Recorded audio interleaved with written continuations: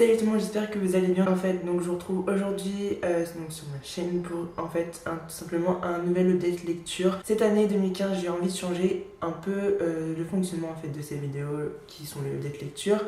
Avant en fait, j'attendais d'avoir pas mal de bouquins pour vous faire un update, c'est-à-dire à peu près tous les 2 mois.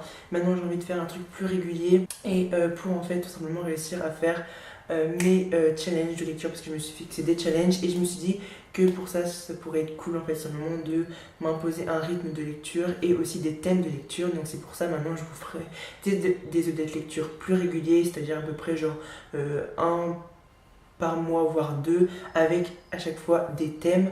Donc là cette fois-ci c'est un thème paranormal, donc il y a 3 bouquins sur le thème paranormal et donc la prochaine fois ça sera sûrement un thème sur la fantasy, mais bon on verra. Avant de commencer la vidéo, donc le date lecture, je tenais aussi à préciser qu'en ce moment il y a un projet qui est en train de se monter. Donc avec Anaïs, on est à l'auteur de ce projet, mais je peux pas encore trop vous en parler parce que pour l'instant on vous fait un peu la surprise. Mais voilà, je tenais juste à vous mettre un peu l'eau à la bouche, comme on va dire.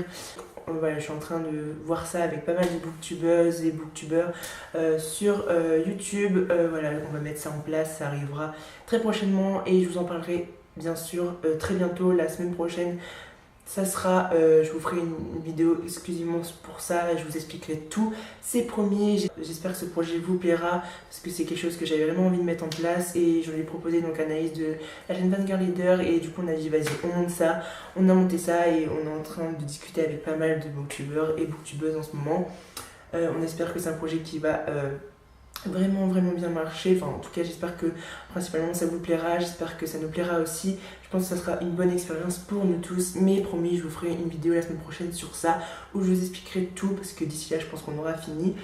Donc on va passer à l'update lecture maintenant, donc c'est parti. Donc comme je vous l'ai dit, donc ça sera un update lecture sur le thème paranormal. Donc le premier livre en fait dont je vais vous parler c'est Qui est Mara d'ailleurs de Michelle Hawkins aux éditions Panini Books. C'est un bouquin que j'avais vraiment envie de lire depuis que le 3e tome est sorti en VO, donc c'est le premier tome d'une trilogie. Donc pour l'histoire, donc c'est l'histoire de Mara qui est en fait une ado ordinaire un peu américaine, vous voyez le style, qui vit dans le nord des États-Unis. En fait un jour elle va se réveiller dans un hôpital.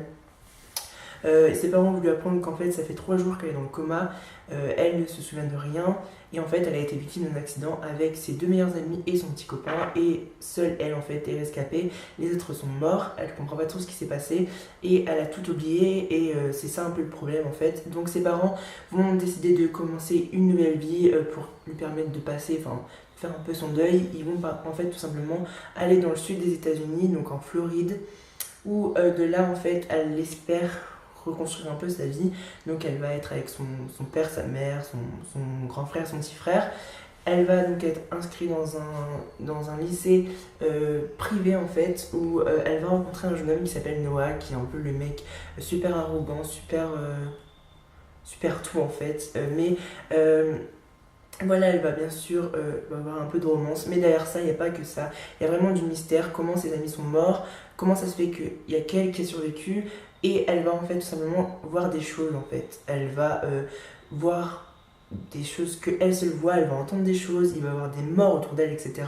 C'est un peu bizarre. Donc moi ce que j'ai aimé dans ce bouquin en fait c'est Mara.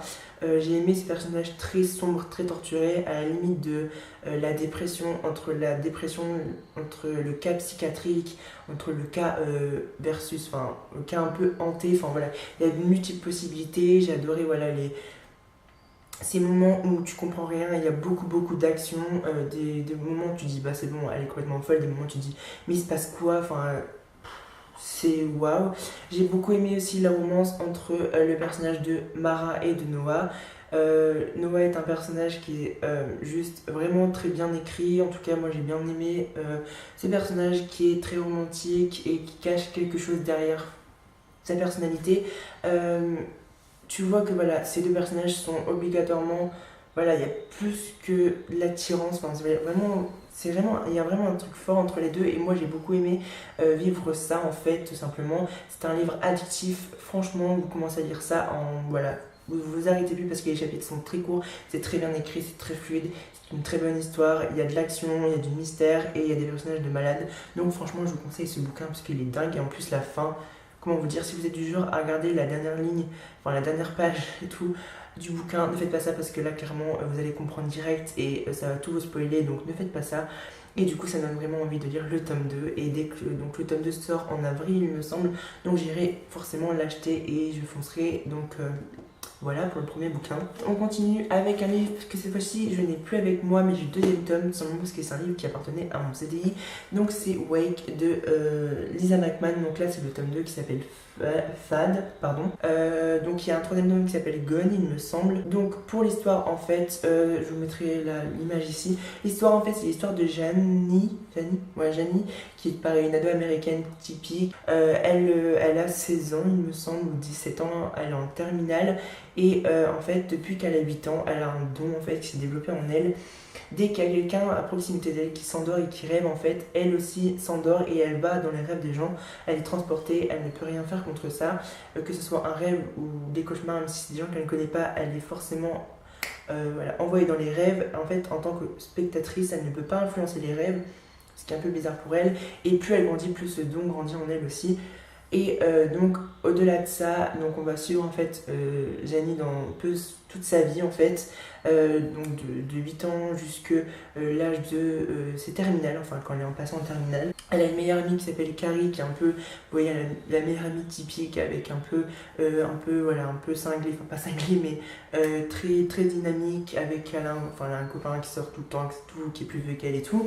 Et elle va rencontrer aussi un garçon qui s'appelle Caleb, qui est du Mashkel, il me semble, qui est aussi en terminale, qui est très mystérieux au lycée. Vous voyez un peu le mec un peu junkie et tout. Moi, ce que j'ai aimé principalement dans ce roman, c'est en fait cette capacité qu'a Jenny d'aller dans les rêves en fait. Moi, j'ai adoré ça. C'est pas forcément une histoire de malade, c'est pas forcément un livre de malade, ne vous attendez pas non plus à un truc de dingue. Mais j'ai aimé en fait tout simplement quand elle allait dans les rêves, décrypter en fait les rêves, parce qu'à chaque fois dans les rêves vous avez toujours des éléments en fait que vous avez envie de déchiffrer. Bah peut-être que ça représente ça dans la vraie vie et tout. Moi j'adorais ça, j'adorais ce don qu'elle a parce que je trouve ça vraiment un truc unique.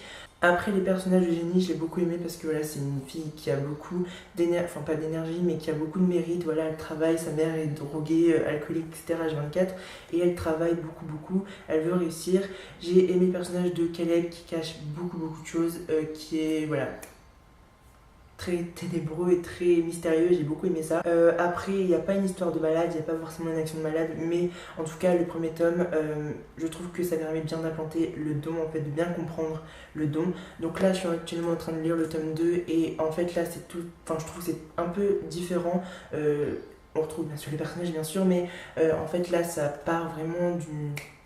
Je trouve que le tome 1, en fait, était... Je préfère pour l'instant en fait tout simplement le tome 2 parce que je trouve que là il y a de l'action en fait. Dans le tome 1 il n'y a pas forcément d'action, mais je trouve que voilà, ça permet justement d'apporter beaucoup plus d'action dans le tome 2 du coup. Et pour l'instant voilà, j'aime bien. C'est pareil très court, donc le tome 1 ce que je regrette c'est tout simplement en fait que ça soit trop court, et pour moi c'est trop condensé et par moments c'est pas très cohérent. Mais sinon en somme c'est très bien écrit, c'est écrit par en fait tout simplement journal de bord, donc par heure, par jour, par année. J'ai bien aimé ça. Et pareil, là on retrouve pareil, mais là il y a plus d'action et moins ce côté de découverte du don de Jenny.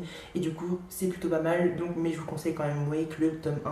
Si vous voulez que je parle, que je fasse une revue des 2 tomes après que j'aurai terminé celui-là, ça sera avec plaisir parce que je trouve que c'est une trilogie qu'on j'ai jamais entendu parler, donc faire une revue des bouquins qu'on ne connaît pas, je trouve que ça peut vraiment être pas mal.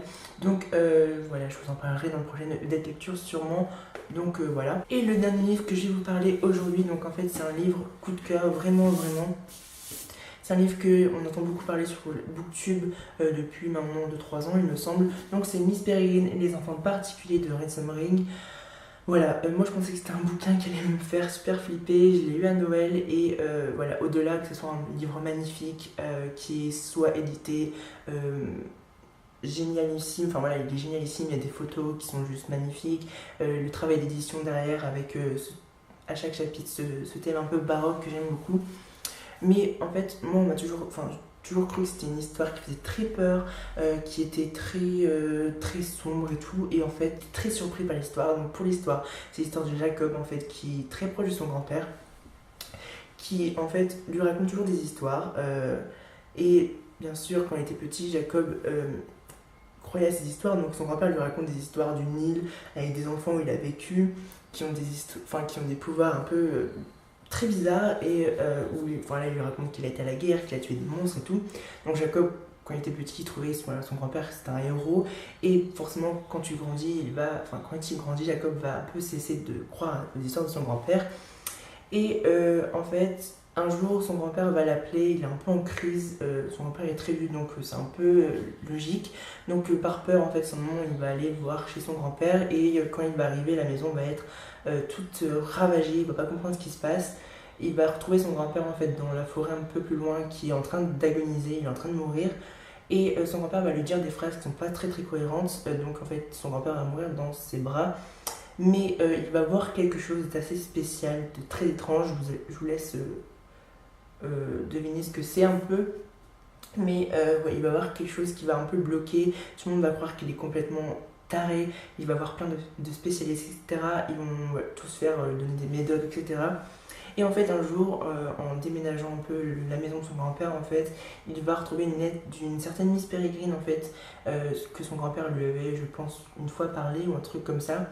Et il va réussir à trouver l'adresse, et en fait, donc, cette adresse correspond à une île en Irlande ou en Écosse, et donc il veut aller là-bas pour réussir à retracer un peu l'histoire de son grand-père. Donc les psychiatres vont lui dire que ça va lui faire du bien, ça lui permettrait en fait, en retraçant un peu la vie de son grand-père qui est très, au final très mystérieuse, de faire un peu son deuil et que le passe outre en fait. Et donc du coup Jacob va aller à cette île, dans cette île à l'autre bout du monde, au final un peu à l'aventure avec son père, et il va découvrir plein de choses. Ce que j'ai aimé, c'est que ce roman est très inédit, c'est une histoire inédite, c'est écrit très bien, Ransom Reed écrit très bien. Ce que j'aime en fait, c'est ce moment où ils expliquent les photos importantes dans le bouquin, on nous décrit les photos et d'un seul coup on a la photo, donc ça nous permet d'imaginer encore plus. J'ai adoré les personnages qui sont uniques, j'ai adoré l'histoire qui est unique aussi, l'écriture est juste dingue, les personnages sont génialissime. Du coup ça m'a vraiment donné envie de lire le tome 2. Apparemment il y a une BD qui est sortie aussi, donc je la lirai sûrement aussi. Mais en tout cas j'ai vraiment hâte de lire le tome 2, et j'ai hâte aussi de voir ce que ça peut donner, parce que ce livre va être adapté seulement par Tim Burton. J'ai hâte de voir ce que ça touche, enfin la touche de Tim Burton peut apporter à ce bouquin. Mais en tout cas c'est un très bon livre, ça a été vraiment un coup de cœur, et pour moi ça mérite vraiment un 5 sur 5 ou un 20 sur 20 ou un 100 sur 100 comme vous voulez. C'est un livre magnifique et je vous conseille, si vous ne l'avez toujours pas lu, foncez, c'est extraordinaire en tout cas pour moi. Tout le monde m'a dit qu'au début c'était super lent, mais moi j'ai vraiment pas trouvé, j'ai adoré ce bouquin du début jusqu'à la fin. Il y a de l'action et c'est inédit, je trouve, un peu comme histoire, je trouve que c'est vraiment unique et je vous le conseille 1000 fois, foncez pour ce bouquin. Donc voilà, c'est tout pour cette update lecture, j'espère que ces thèmes, ces prochaines vidéos update lecture vous plairont. N'hésitez pas à me dire des thèmes que vous voulez voir sur ma chaîne, ou tout simplement des idées de vidéos ou des idées de livres ou n'importe quoi que vous voulez me faire lire, ou voilà, parce que j'ai prévu de lire des mangas, des livres un petit peu plus fantaisiques, de m'imposer des lectures et donc des thèmes pour vous. J'espère que ces thèmes vous plairont, j'espère que ces vidéos plus régulières des lectures pourraient vous plaire. Donc je vous retrouve la semaine prochaine sur ma chaîne. La prochaine vidéo sera donc sur le projet, je vous ai parlé au début de vidéo. J'espère que ça va vous plaire, en tout cas je suis vraiment trop impatient de vous en parler. Donc voilà, j'espère que cette vidéo vous aura plu. N'hésitez pas à me suivre sur Twitter, Instagram et tous les réseaux sociaux. Je mettrai mon pseudo ici et tout sera en barre d'infos. Les liens des livres et tout sera en barre d'infos. N'hésitez pas à vous abonner, à liker ma vidéo et je vous retrouve très prochainement sur ma chaîne. Ciao. She's a part-time model.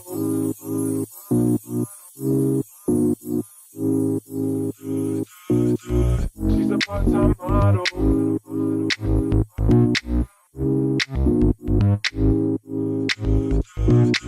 She's a part-time model, giving me the cold shoulder. Too hot to holler. How'd you get so cold, baby?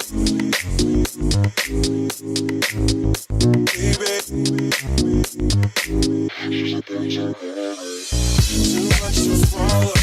No base off your clothes, baby.